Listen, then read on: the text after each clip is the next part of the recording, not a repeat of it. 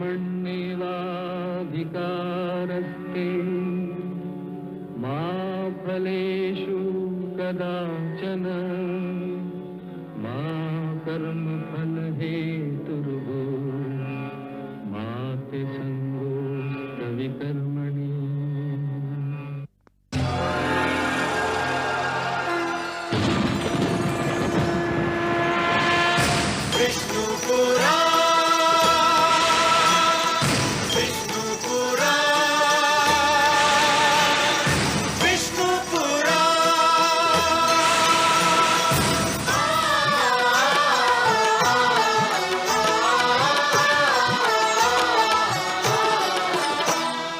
जीव ज्ञान ब्रह्म ज्ञान अथ श्री विष्णु पुराण। जीव ज्ञान ब्रह्म ज्ञान अथ श्री विष्णु पुराण। ओम की कथा महान, ओम की कथा महान। जय श्री विष्णु पुराण, विष्णु पुराण, विष्णु पुराण, विष्णु पुराण।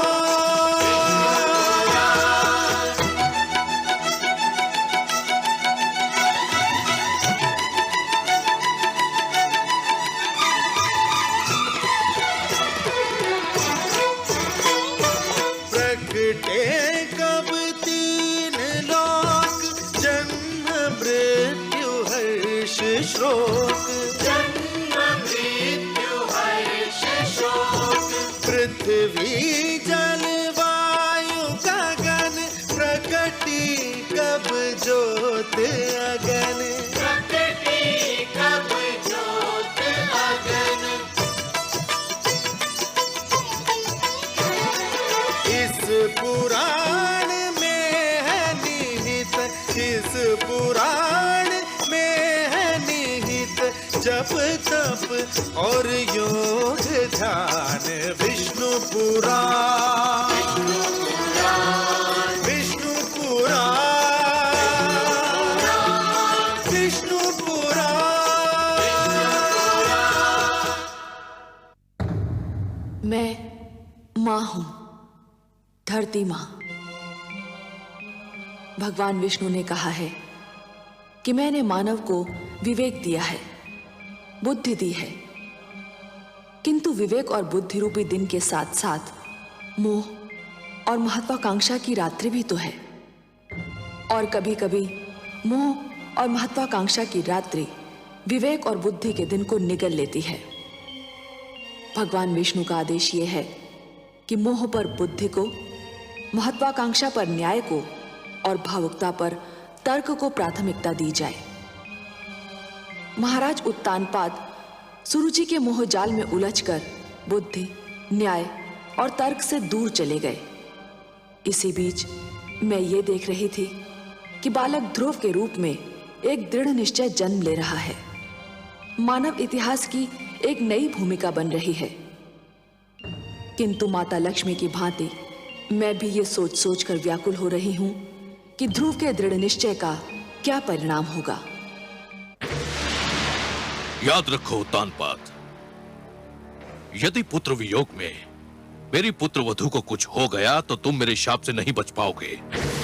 पिताश्री सुनिए तो सही। मैं कुछ नहीं सुनना चाहता। पिताश्री, पिताश्री मुझे इतना कड़ा डंडा दीजिए पिताश्री।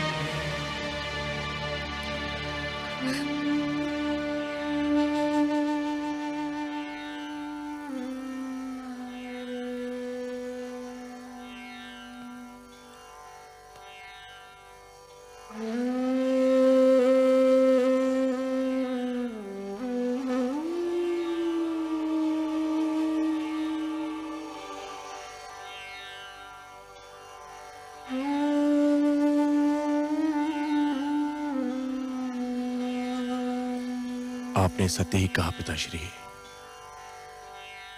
मैं ना तो अच्छा राजा बन सका, ना अच्छा पति और ना ही अच्छा पिता। मुझे दंड मिलना ही चाहिए। और यह भी सत्य है कि राजा को दंड स्वयं राजा ही दे सकता है।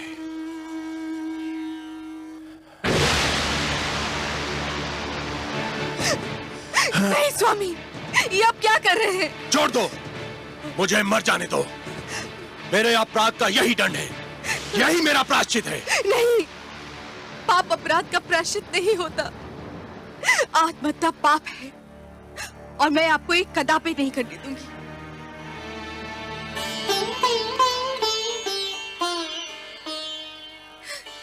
क्यों रोका मुझे? मुझे मर क्यों नहीं जाने दिया? क्यों रोका मुझे?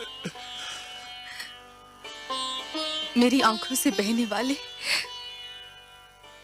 पुत्र वियोग के अश्रु को तो आप पोंछ ना सके। मेरी मांग का सिंदूर पोंछ देना चाहते थे। गोद सूनी हो गई, मांग भी सूनी कर देना चाहते थे। पुत्र के लौटने की तो मैं प्रतीक्षा कर सकती हूँ, आपको कुछ हो जाए तो मैं क्या करूंगी? तो फिर मैं क्या करूं? मुझ में तो इतनी शक्ति भी नहीं है कि तुमसे क्षमा याचना कर सकूं। ऐसा ना कहिए महाराज। जब ऐसा ही है तो ऐसा क्यों ना कहूं? दोष तो मेरा ही था और दंड तुम भोग रही हो। पिताश्री ने आकर मेरी आंखें खोल दी, पर दुख तो इस बात का है कि आंखें तब खुली जब समय बीत चुका था। वर्षा तब हुई जब खेती सूख चुकी थी। अब भी समय है महाराज, पुत्र ध्रुव अभी दूर तक नहीं गया होगा। तो फिर ठीक है, मैं स्वयं जाऊंगा अपने पुत्र की खोज में। मैं स्वयं खोजूंगा अपने पुत्र ध्रुव को।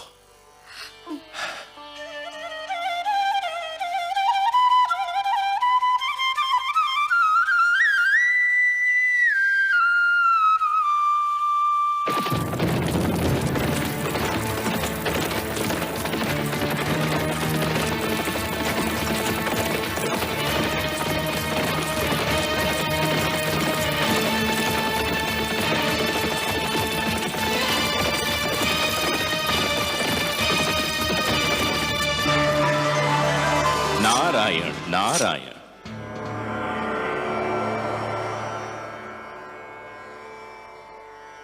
आज बहुत प्रसन्न दिखाई दे रहे हैं देवर्षि। प्रसन्न क्यों ना हूं सर्वेश्वर। धरती पर जब कोई अनुपम घटना घटती है तो मन इस प्रकार से खिल उठता है मानो बसंत बयार बहने से मधुबन। और आज तो मैंने वो दृश्य देखा जिसे देखकर मैं आनंद विभोर हो उठा। मुझे ज्ञात नहीं था कि कभी कभी किसी के कड़वे वचन भी कानों में अमृत रस घोल दिया करते हैं। तो अपनी प्रसन्नता हमसे नहीं बांटेंगे देवर्षि? आपसे क्या छिपा सकता हूं, आप तो विश्वव्यापी हैं। परंतु विश्वास कीजिए, आज महाराज मनु ने अपने पुत्र को ऐसी खरी खरी सुनाई कि मेरा मन तो झूम उठा। उत्तानपाद पर सुरुचि की मोह माया का जो रंग चढ़ा हुआ था वो तो ऐसे उतर गया जैसे बरखा की बौछार पड़ने से वृक्ष पे जमी धूल उतर जाती है। मनु ने वही किया जो एक परिवार के सर्वे सर्वा को करना चाहिए था। नई पीढ़ियां जब अकारण ही आवेश में आकर अपने पूर्वजों के बनाए हुए अच्छे नियम तोड़ने लगे, सुंदर परंपराओं का त्याग करने लगे और अपने संस्कारों से विमुख होने लगे, तो बड़ों का कर्तव्य है कि उन्हें भटकने पर टोकें, पतन से रोकें। जिस प्रकार एक अंकुश मदमस्त हाथी को अनियंत्रित होने से रोकता है, उसी प्रकार बड़ों का उपदेश छोटों को भटकने से रोकता है। परंतु मुझे आश्चर्य तो इस बात पर हुआ कि उत्तानपाद चुपचाप सिर झुकाए अपने पिता की फटकार सुनता रहा। इसमें आश्चर्य की कोई बात नहीं है देवर्षि। जिस प्रकार देर तक सोने वाले को सूर्य की तीव्र किरणें जागने के लिए विवश करती हैं, उसी प्रकार मनु के कटु वचन ने उत्तानपाद को झंझोड़ना चाहा था। और पुत्र को भी पिता का इसी प्रकार आदर करना चाहिए, क्योंकि पिता ने पुत्र से अधिक जीवन जिया होता है। पिता के अनुभव पुत्र के अनुभवों की तुलना में कहीं अधिक विशाल, अधिक व्यापक और समय की कसौटी पर अधिक खरे उतरे हुए होते हैं। देवर्षि, नवीन पीढ़ियों को भी यह जान लेना चाहिए कि जीवन मार्ग पर उनके पहले के यात्रियों, उनके पूर्वजों के पदचिन्ह उन दीपकों के समान हैं जो उन्हें सही राह दिखाते हैं। मनु ने उत्तानपाद को उचित मार्ग दिखाया। उचित मार्ग? आपकी लीला भी विचित्र है मायापति। आपने ध्रुव को अपनी ही खोज में भेज दिया और उधर महाराज उत्तानपाद ध्रुव की खोज के लिए निकल रहे हैं। और इस बात को आपसे अच्छा और कौन जान सकता है कि ध्रुव का आप तक और उत्तानपाद का ध्रुव तक पहुंचना कितना कठिन है। कठिनाइयां ना हो तो मानव जाति में चुनौतियां स्वीकार करने की क्षमता ही समाप्त हो जाए। हर पग पर सरलता मिली तो मानव जीवन बहुत कठिन हो जाएगा। देवर्षि, जूझने दीजिए उन दोनों को अपने संघर्षों से। उन्हें पता तो चले कि जीवन की कठिनाइयों से हर व्यक्ति को स्वयं ही उलझना पड़ता है और स्वयं ही उनके समाधान ढूंढने पड़ते हैं। वह तो ठीक है प्रभु, मुझे महाराज उत्तानपाद की चिंता नहीं है। वो तो ध्रुव की खोज में निकले हैं। ध्रुव किन मार्गों पर जा सकता है, किन क्षेत्रों में जा सकता है, इसका ज्ञान है उनको। उन्हें किसी मार्गदर्शक की आवश्यकता नहीं है। मुझे चिंता ध्रुव की है प्रभु। वो तो आपकी खोज में निकला है। उसे तो अपने नगर के मार्गों का ज्ञान नहीं है, तो फिर क्षीरसागर के मार्ग का क्या ज्ञान होगा प्रभु? प्रश्न यह उठता है कि ध्रुव का मार्गदर्शन कौन करेगा? आप करेंगे देवर्षि, ध्रुव का मार्गदर्शन आप करेंगे। मैं? हाँ, आप। वैसे भी सारे विश्व को विष्णु का पता तो आप ही बताते हैं। इन तीनों लोकों में आपसे बड़ा मार्गदर्शक और कौन हो सकता है मुनिवर? ध्रुव का मार्गदर्शन आप ही को करना होगा। आपका कथन मेरे लिए आदेश के समान है प्रभु। तो फिर अपना कार्य सिद्ध कीजिए। महादेवी लक्ष्मी भी व्याकुल हैं ध्रुव के लिए। उनकी अशांति दूर कीजिए। किंतु माता हैं कहां? माता है ना। ध्रुव का कष्ट उनसे सहन नहीं हो रहा था देवर्षि, इसलिए धरती पर गई हैं उसे भोजन कराने।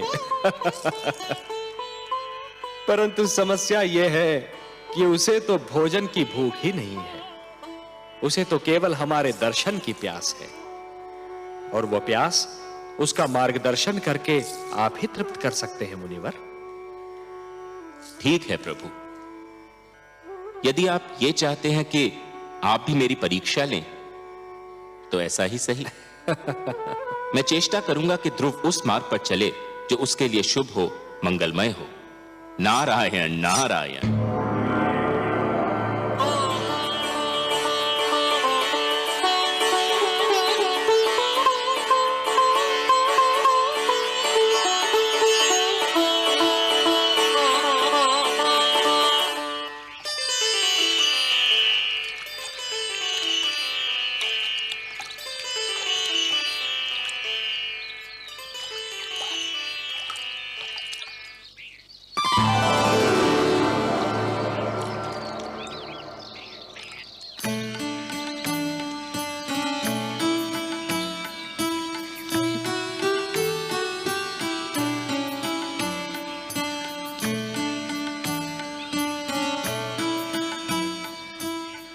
अरे माता आप? हाँ, मैंने सोचा तुम जाग गए होंगे, तुम्हें भूख लगी होगी ना। आपने मेरे प्राणों की रक्षा की, मेरा इतना ध्यान रखा, पर अभी तक आपने अपना पूरा परिचय भी नहीं दिया। कहा ना कि माता हूँ। माता का परिचय क्या? माता तो एक नाते का नाम है, पर जिससे इस नाते का संबंध होता है उसका भी अपना एक नाम होता है। अच्छा, मेरा नाम तो सुनो, मेरा नाम विष्णु प्रिया है। विष्णु प्रिया अर्थात भगवान विष्णु की प्रिया। ये आप भगवान विष्णु की प्रिया है, तब तो आप ये भी जानती होंगी कि भगवान विष्णु कहाँ निवास करते हैं। नाम विष्णु प्रिया होने से कोई भगवान विष्णु की प्रिया थोड़ी ही हो जाती है। और यदि ऐसा होता तो इस समय भगवान विष्णु मेरे साथ होते और तुम्हें उनकी खोज में भटकना नहीं पड़ता। तुम्हारे लिए भोजन लाई हूँ, चलो इसे ग्रहण कर लो। मुझे क्षमा कर दो माँ, मैं जानता हूँ तुम मुझे खिलाए बिना भोजन नहीं करती थी, पर मैं भगवान विष्णु से मिले बिना तुम्हारे पास नहीं आ सकता। लो। धन्यवाद माते, मुझे भूख नहीं है। क्यों बेटे? पुत्र ध्रुव! ध्रुव! पिताश्री, पुत्र ध्रुव! पिताश्री आ रहे हैं, मुझे कहीं छुपा दो। क्यों बेटे? पिताश्री आ रहे हैं, मुझे देख लिया तो मुझे घर पकड़ ले जाएंगे। मैं घर जाना नहीं चाहता, मुझे कहीं छुपा दो माते, मुझे कहीं छुपा दो। चलो चलो मेरे साथ।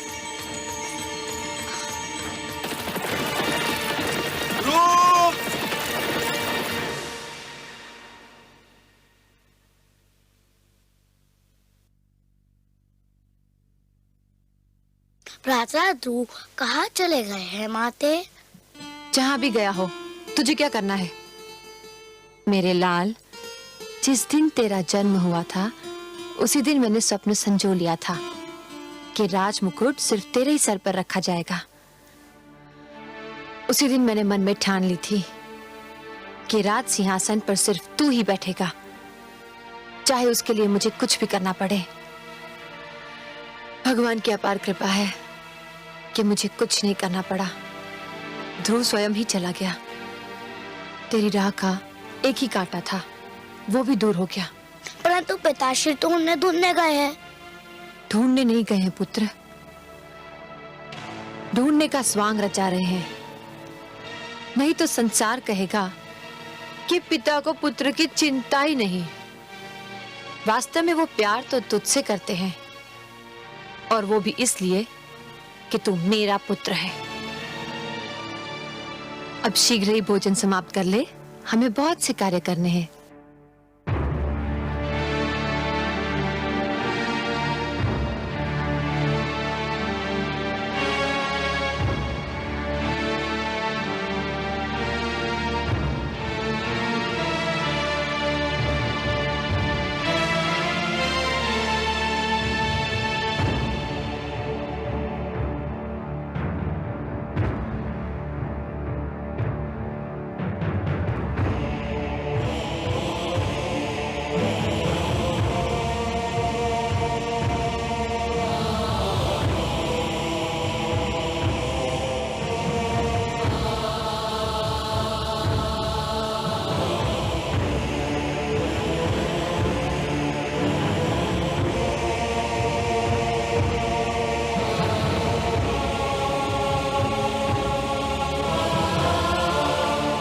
मैं आपसे क्षमा मांगने आया हूं राजगुरु।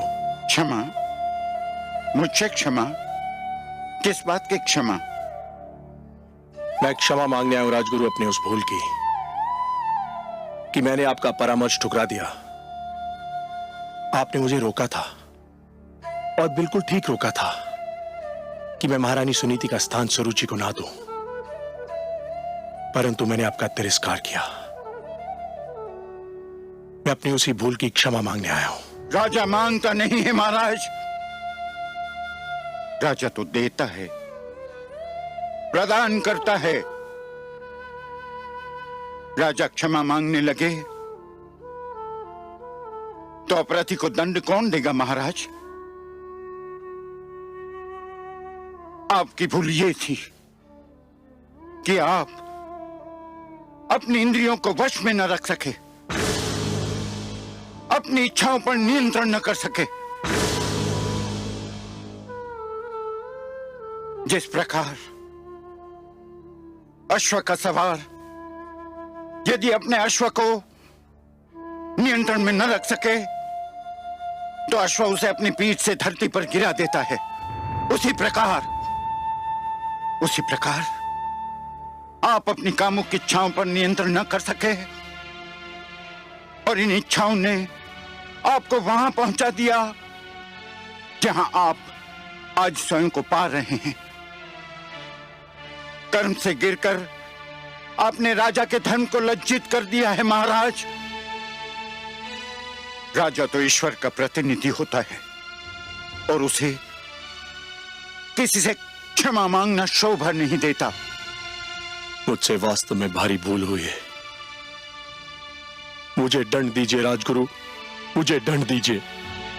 भूल अवश्य हुई है महाराज, परंतु मैं दंड देने वाला कौन होता हूं?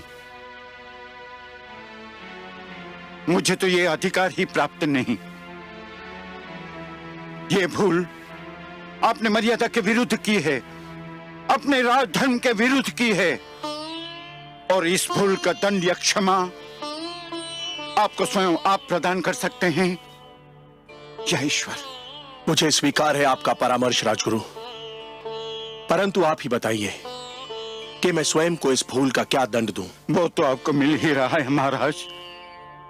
क्या पुत्र वियोग किसी दंड से कम है? क्या इस राजमहल का सूनापन और सन्नाटा किसी दंड से कम है? क्या ये कुछ कम दंड है कि आप राजभवन में हैं और पुत्र ध्रुव मनु की धूल छान रहा है? राजगुरु, यही दुख तो मुझे चैन नहीं लेने देता। चैन तो आपको उसी समय मिलेगा महाराज, जब आप ये निश्चय कर लेंगे कि आप इस भूल को न स्वयं दोहराएंगे न कभी किसी को दोहराने देंगे। प्रजा तो राजा के पद चिन्हों पर चलती है। आप अपनी प्रजा को विश्वास दिलाइए कि ऐसी भूल अब कभी नहीं होगी। रही क्षमा तो वो तो केवल ईश्वर ही कर सकता है। आप भगवान विष्णु से प्रार्थना कीजिए कि वो आपके पुत्र की इच्छा पूर्ति करते। ये होता है तो आपको अपने आप ही क्षमा मिल जाएगी। वो तो मैं अवश्य करूंगा राजगुरु, किंतु इस समय जाकर महारानी सुनीति से क्या कहूं, यही सोच मुझे खाई जा रही है।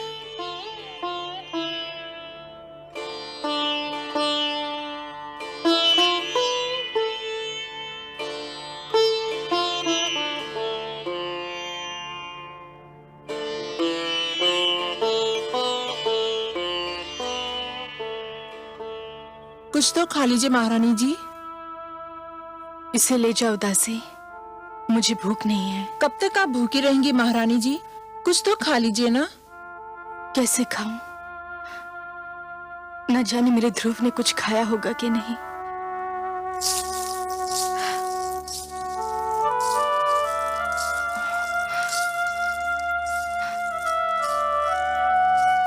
मेरा पुत्र महाराज? नहीं, कहीं नहीं मिला।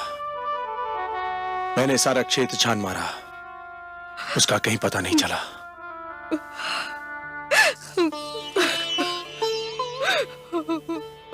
सुनीति, ये सब मेरा ही किया धरा है। दिग्विजय उतानपाद अपने अनंतपुर में पराजित हो गया। सरूची के मोह जाल में आकर हमने आप पर और अपने पुत्र ध्रुव पर बड़ा ही अन्याय किया है। ऐसा ना कहे महाराज, ये सब मेरे भाग्य का खेल है। एक बार और चेष्टा करके देख लेते हैं। इस बार मैं भी आपके साथ चलूंगी।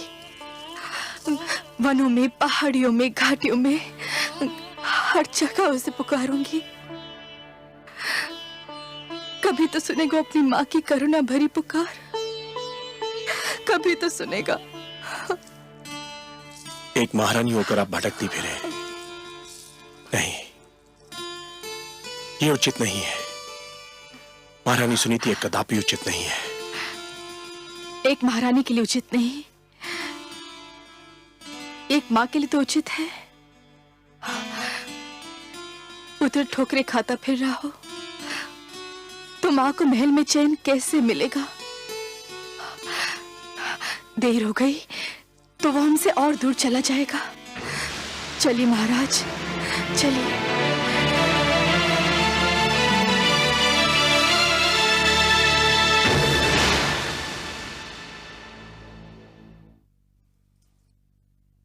महारानी, महारानी, सब बना बनाया खेल बिगड़ गया। शुभ शुभ बोल बावली, कौन सा खेल बिगड़ गया? महारानी सुनीति ने महाराज का मन एक बार फिर जीत लिया है। क्या? ये तू क्या कह रही है? स्पष्ट बता, क्या हुआ? मैं वहीं से चली आ रही हूँ। पुत्र शोक ने महाराज को व्याकुल कर दिया है। वो मेरे सामने महारानी सुनीति के समक्ष अपना पश्चाताप प्रकट कर रहे थे। क्या? हाँ महारानी, और अब दोनों मिलकर राजकुमार ध्रुव की खोज में जा रहे हैं। कुछ कीजिए, वरना आपके सारे सपने चकनाचूर हो जाएंगे। नहीं, यह असंभव है। ऐसा नहीं हो सकता। मैं देखती हूँ कि महाराज कैसे जाते हैं।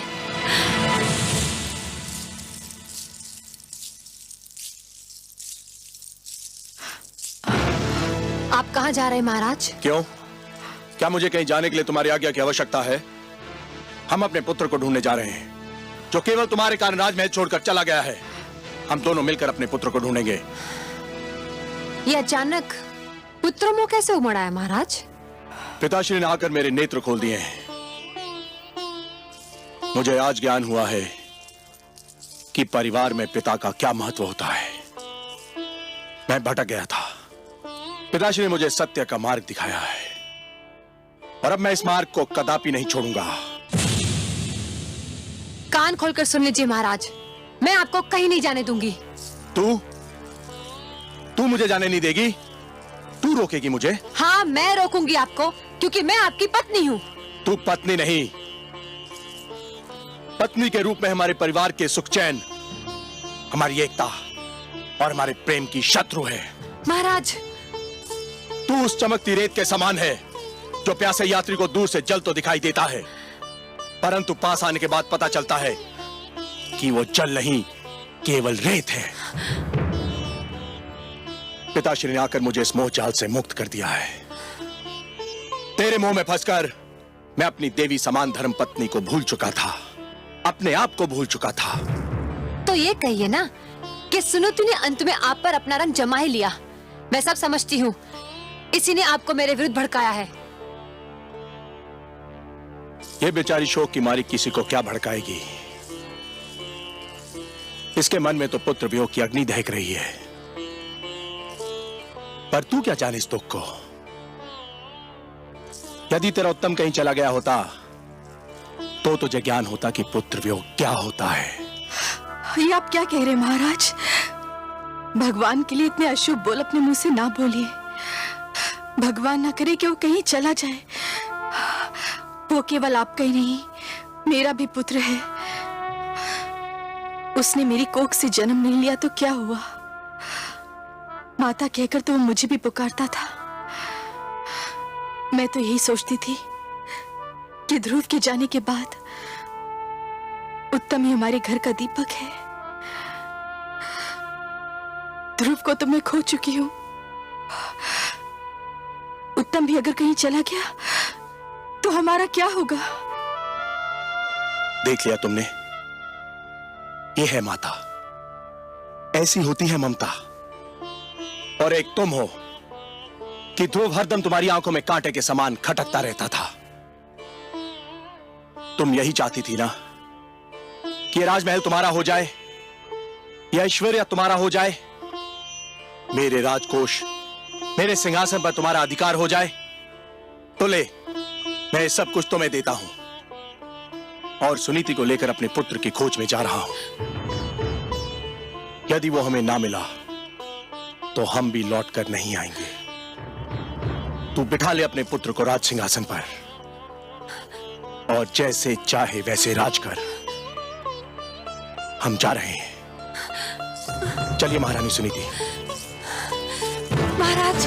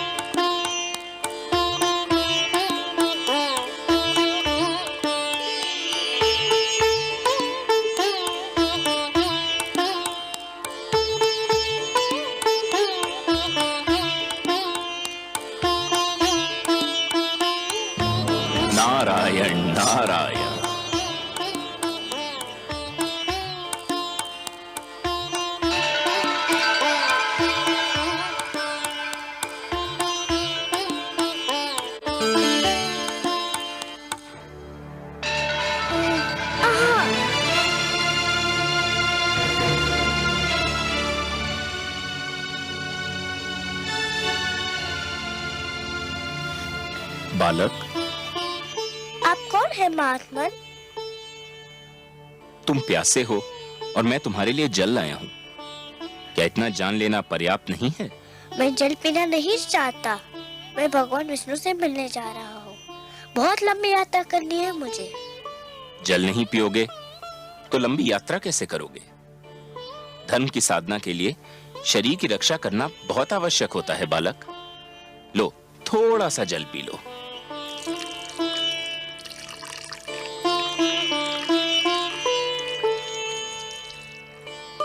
आप जो भी हो, भगवान विष्णु की खोज में यदि मेरा पथ निर्देश कर दे तो आपकी बहुत कृपा होगी। तुम जितने कोमल हो पुत्र, तुम्हारा संकल्प उतना ही कठोर है।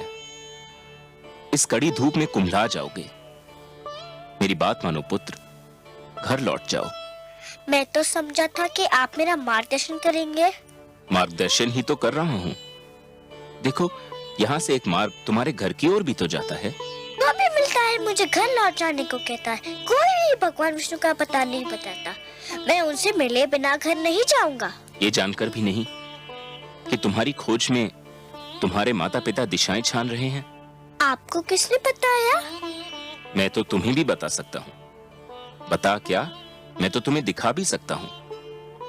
देखना चाहोगे? देखो।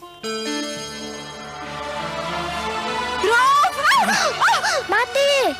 संभलिए महाराज। आप कौन है? आप मेरे माताजी के पास ले जा सकते हैं, तो फिर भगवान विष्णु के पास भी ले जा सकते हैं। मुझे बताइए आप कौन है? मैं नारद हूँ बालक, देवर्षि नारद। बारंबार प्रणाम आपको करता हूँ देवर्षि नारद। मुझे बताइए भगवान विष्णु कहाँ रहते हैं? भगवान विष्णु तो क्षीर सागर में शेषनाग की शैया पर निवास करते हैं पुत्र। चलिए, ले चलिए मुझे क्षीर सागर। यही तो समस्या है पुत्र। क्या समस्या है? कोई प्राणी जीते जी क्षीर सागर में नहीं जा सकता। क्षीर सागर में मनुष्य की आत्मा जा सकती है, उसका शरीर नहीं। जब तक कोई प्राणी इस जीवन के बंधन में बंधा है, तब तक वो क्षीर सागर नहीं जा सकता। मृत्यु के पश्चात ही वहां जाया जा सकता है बालक। पर मैं तो जीते जी उनसे मिलना चाहता हूँ। मैं मृत्यु से नहीं डरता, किंतु मैं उनसे मिले बिना मरना नहीं चाहता। तुमने तो मुझे चक्कर में डाल दिया पुत्र। एक बात कहूँ देवर्षि? अवश्य कहो पुत्र। मनुष्य तो मृत्यु के पश्चात ही उनसे मिल सकता है, पर वे स्वयं तो किसी भी जीवित प्राणी से मिल सकते हैं ना? मेरी बुद्धि की परीक्षा मत लो। तुम क्या कहना चाहते हो बालक? यही कि यदि मैं उनके पास नहीं जा सकता, पर वो तो मेरे पास आ सकते हैं ना? हाँ, ये तो संभव है, किंतु इसके लिए बड़ी कड़ी तपस्या करनी होगी। करूँगा, करूँगा, कड़ी से कड़ी तपस्या करूँगा। सोच लो बालक, बड़ी कठिन राह है ये। कष्ट ही कष्ट है इस राह में। भगवान विष्णु के दर्शन के लिए मैं हर कष्ट हंस के सह लूंगा। पहले तुमने मुझे प्रणाम किया, अब मैं तुम्हें, तुम्हारे साहस, तुम्हारे दृढ़ निश्चय को प्रणाम करता हूं। इतना छोटा बालक और इतना बड़ा संकल्प, इतना साहस। अच्छा तो सुनो, तुम्हें उस वन में जाना होगा, दूर अंदर तक। वहां जाके तुम्हें एक मंत्र का जाप करना होगा, निरंतर, तार तोड़े बिना। जाप एक पल के लिए भी नहीं टूटना चाहिए। मुझे मंत्र दीजिए। कहो, ओम नमो भगवते वासुदेवाय। ओम नमो भगवते वासुदेवाय। ओम नमो भगवते वासुदेवाय। ओम नमो भगवते वासुदेवाय। ओम नमो भगवते वासुदेवाय। ओम नमो भगवते वासुदेवाय। ओम नमो भगवते वासुदेवाय। ओम नमो भगवते वासुदेवाय।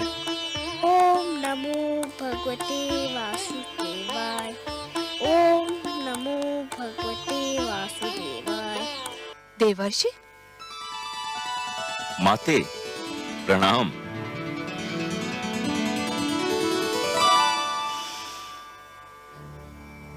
माते, क्या मुझसे कोई भूल हो गई है? आप मुझे कुछ रूठी रूठी सी दिखाई दे रही हैं। हाँ, मैं आपसे बहुत क्रोधित हूँ। आप भी कभी कभी ऐसे उल्टे सीधे काम करते हैं कि मन करता है आपसे कभी बात ही न करूं। मगर माते, नियम तो यह है कि दंड देने से पहले अपराध करने वाले को उसके अपराध के बारे में बताया जाता है। आपने तो मुझे अभी तक नहीं बताया कि मेरा अपराध क्या है। आपसे उत्तर नहीं बन पा रहा, इसके लिए बातें बना रहे हैं। मैं पूछती हूँ, उस छोटे से बालक को इतने घोर वन में भेजने की क्या आवश्यकता थी, जहाँ हर पग वन्य पशुओं और विषैले सर्पों का संकट है? ओह, तो माता मुझसे इसलिए रुष्ट हैं कि मैंने ध्रुव को वन में क्यों भेज दिया?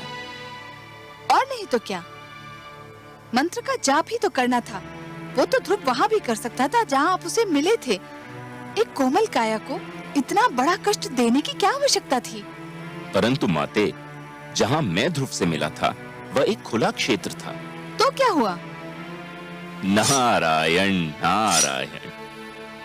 माते, आपको तो पता है कि ध्रुव के माता पिता उसकी खोज में निकल चुके हैं। हाँ, मैं जानती हूँ। माते, किसी खुले क्षेत्र में ध्रुव उनकी दृष्टि से बच नहीं पाता। कभी न कभी वह उसे देख ही लेते। यदि वह उसे देख लेते तो फिर घर ले जाने का प्रयत्न करते।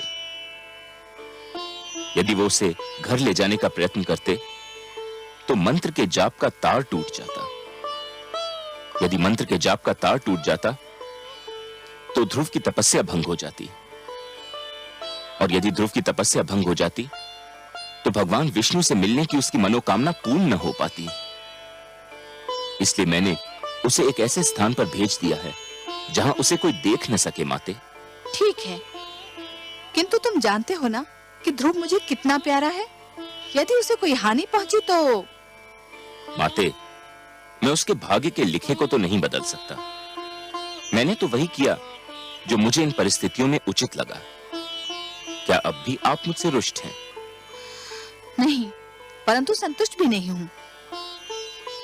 एक बात कहूं माते? कहो। आप जब भी क्रोधित होकर मुझे डांटती हैं तो मुझे बहुत आनंद मिलता है। मुझे यूं लगता है मानो किसी सुंदर मधुवन से मुझ पर फूलों की वर्षा हो रही हो। नारायण नारायण।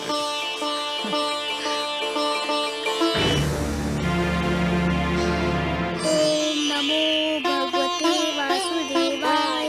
ओम नमो भगवते वासुदेवाय। ओम नमो भगवते वासुदेवाय। ओम नमो भगवते वासुदेवाय। ओम नमो भगवते वासुदेवाय। ओम नमो भगवते वासुदेवाय। ओम नमो भगवते वासुदेवाय। ओम नमो भगवते वासुदेवाय। ओम नमो भगवते वासुदेवाय। ओम नमो भगवते वासुदेवाय। ओम नमो भगवते देवाय। ओम नमो भगवते वासुदेवाय। ओम नमो भगवते वासुदेवाय। ओम नमो भगवते वासुदेवाय। ओम नमो भगवते वासुदेवाय। ओम नमो भगवते वासुदेवाय। ओम नमो भगवते वासुदेवाय। ओम नमो भगवते वासुदेवाय। ओम नमो भगवते वासुदेवाय। ओम नमो भगवते वासुदेवाय। नारायण नारायण। आइए देवर्षि, आइए, स्वागत है आपका। बताइए, तो क्या आपकी कृपा दृष्टि हुई ध्रुव पर? क्या आपका मार्गदर्शन मिला उसे? ध्रुव का मार्गदर्शन आपने भी किसके पास भेज दिया था मुझे? वो बालक है ना, न जाने किस मिट्टी का बना हुआ है। देखने में तो छोटा सा है, परंतु संकल्प इतना दृढ़ कि बड़े बड़ों की बुद्धि चकरा जाए। इतनी छोटी सी आयु में इतनी महान अभिलाषा, और अब इस बात पर अड़ा हुआ है कि भगवान को स्वयं ही उसके पास आना पड़ेगा, और इसके लिए कुछ भी सहने को तैयार है। प्रभु, उसका मार्गदर्शन करते करते तो मैं अपना मार्ग भूलते भूलते बचा। उसे मेरे मार्गदर्शन की आवश्यकता नहीं लगती प्रभु। आप ठीक कह रहे हैं देवर्षि, आप ठीक कह रहे हैं। पतंगा जब दीपक पर अपना सर्वस्व न्योछावर करने की ठान लेता है तो केवल एक ही वस्तु उसका मार्गदर्शन कर सकती है, दीपक की लौ और उस पर मर मिटने की इच्छा। फिर यही उद्देश्य उसका पूर्ण जीवन बन जाता है। ध्रुव के मन में जिस संकल्प ने जन्म लिया है देवर्षि, उस संकल्प की पूर्ति के लिए उसका मार्गदर्शन भी वही संकल्प करेगा। उस संकल्प के अतिरिक्त और कोई उसका मार्गदर्शन कर ही नहीं सकता। एक बात पूछने को मन कर रहा है जनार्दन। तो संकोच क्यों कर रहे हैं देवर्षि, पूछिए ना। हे विश्वेश्वर, जब ध्रुव के संकल्प से ही उसका मार्गदर्शन होना था, तो फिर उसके मार्गदर्शन के लिए आपने मुझे क्यों भेजा? यदि चंद्रमा उदित ही न हो देवर्षि, तो अंधियारी रात्रि के यात्री को कौन बताए कि उसकी यात्रा किस दिशा में होनी है। आपने चंद्रमा बनकर ध्रुव की आकांक्षा को दिशा दे दी देवर्षि। यह कोई साधारण और सरल कार्य नहीं था। मैं जानता था कि यह कार्य केवल आप ही कर सकते हैं देवर्षि, केवल आप, क्योंकि आप सृष्टि के सबसे श्रेष्ठ मार्गदर्शक हैं।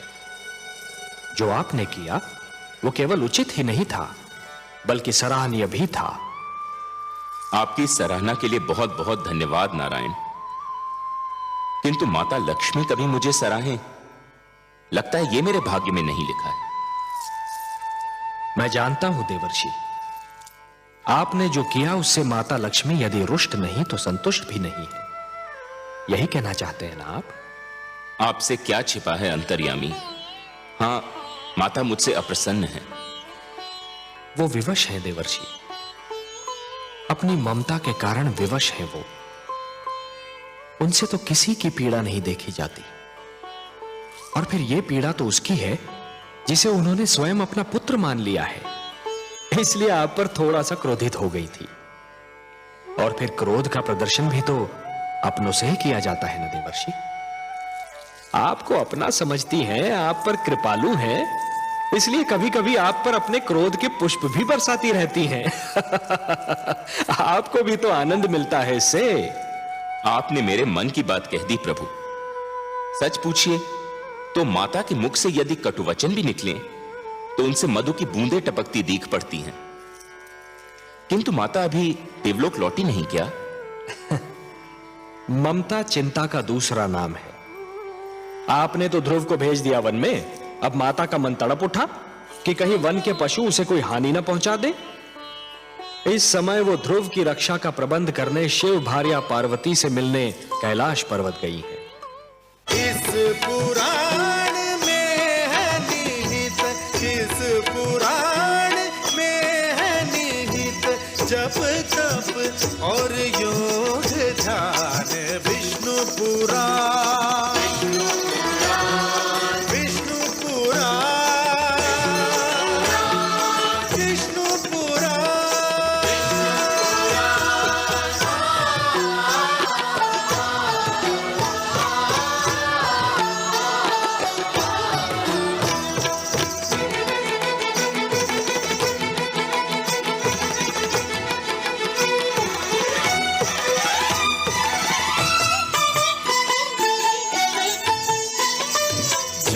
सुनेगा ये पुराण पाएगा सुख और ज्ञान, पाएगा सुख और ज्ञान। कर्म को ही धर्म जान, प्रेम की तू छेड़तान, प्रेम की तू छेड़तान। बीते युग बता रहे हैं, बीते युग बता रहे हैं, सत्य पथ पे चल सुझा